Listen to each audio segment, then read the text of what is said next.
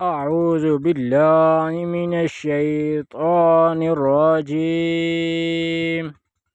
سورة الماعون مكية. بسم الله الرحمن الرحيم. أرأيت الذي يكذب بالدين فذلك الذي يدعو اليتيم ولا يحض على طعام المسكين فويل للمصلين الذين هم عن صلاتهم ساهون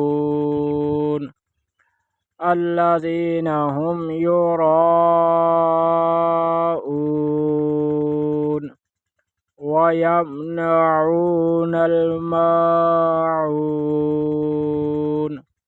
آمنت بالله صدق الله العظيم.